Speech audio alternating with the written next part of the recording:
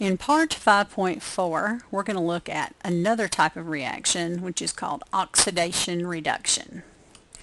Oxidation is the loss of electrons. Reduction is the gain of electrons. So if something is oxidized, it loses electrons. If something is reduced, it gains electrons. Okay, and this is not the most intuitive thing ever. So you just have to kind of go with it. Well, the way I remember it is I remember oil rig. Okay, and that stands for oxidation is loss and reduction is gain. So oxidation is the loss of electrons, reduction is the gain of electrons. When you have one of these, you have both of them. So an oxidation and a reduction work at the same time, because whichever electrons you lose from one, you have to be picked up by another substance. And so we call it redox for short, because oxidation reduction just takes a lot of time to say. So a redox reaction always has two components. One is oxidized and one is reduced. And it involves the transfer of electrons from one element to another. So in this, and these are some of our electrochemical type things that happen in redox. So say we have zinc metal. So we just have solid zinc metal over here. And we have a copper solution.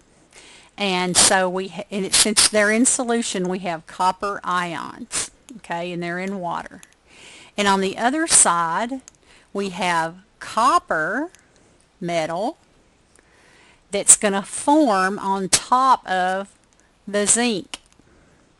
Because in this side, we're going to be producing zinc ions, because I have a strip of zinc metal here, which is what this is. And I have copper solution in this liquid part. So what happens is, if you're thinking about this bucket right here, you've got copper ions and zinc metal, okay? And so the copper is attracted to the zinc, so the copper comes in and it takes electrons from the zinc and forms copper metal, and the zinc is going to be losing electrons, and so it's forming zinc ions. So as the zinc metal loses 2 electrons, it forms zinc plus 2, since, remember, oil rig, okay? So it loses electrons, oxidation is lost, so zinc is oxidized. The copper gains those 2 electrons that are given up or lost by the zinc and forms copper metal.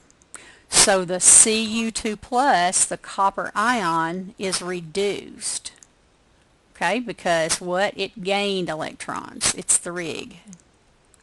This was the oil. So the way we write this is zinc, and so it's a solid, right? And copper is dissolved in water, so it's aqueous. It's going to form zinc ions, aqueous, and copper solid.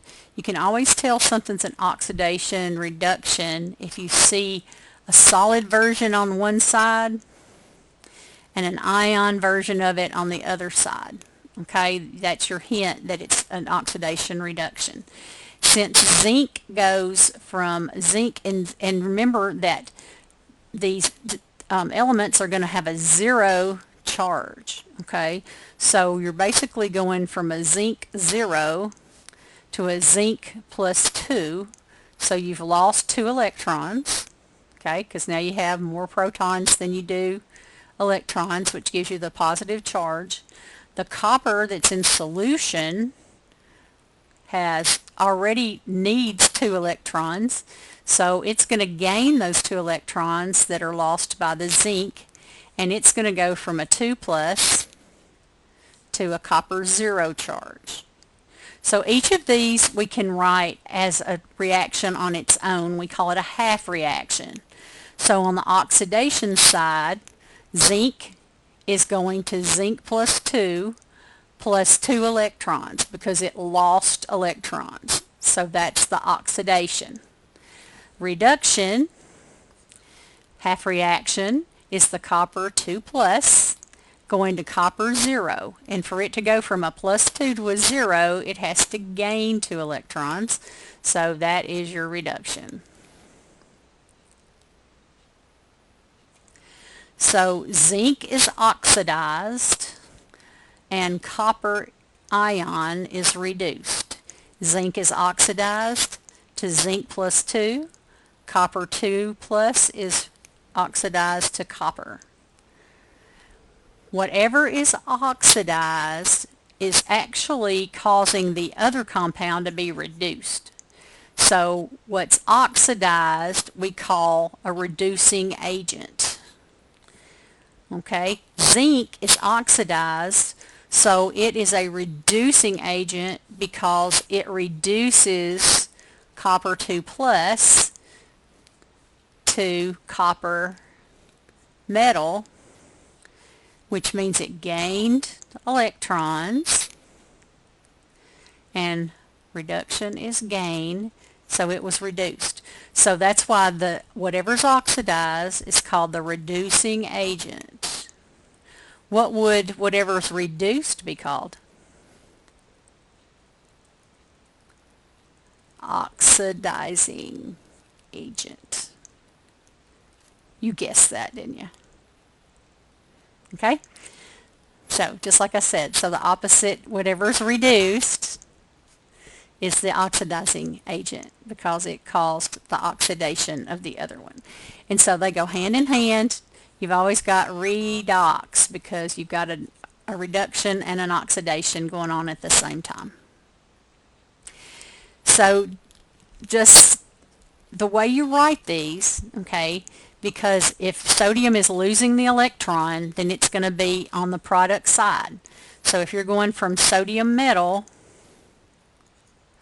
to Na plus, then you're losing that electron. So in an oxidation, your electrons are on the product side. If you are gaining an electron, you're adding it to whatever you started with. So your electrons are going to be on the reactant side.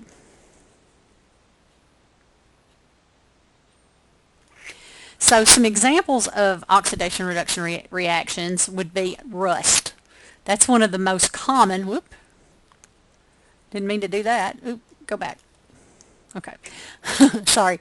That's one of the most common ones. And so when you have iron metal and it's exposed to oxygen, it will be oxidized. Okay, so let's look at it. We're going to go from iron to iron plus 3. All right, so what did we have to do? We had to lose electrons, so we'd have 3 electrons over here, right? And so if we lose electrons, then that's what? Oxidation. So iron was oxidized by oxygen, right? So the rusting is an oxidation of iron to iron 3 plus.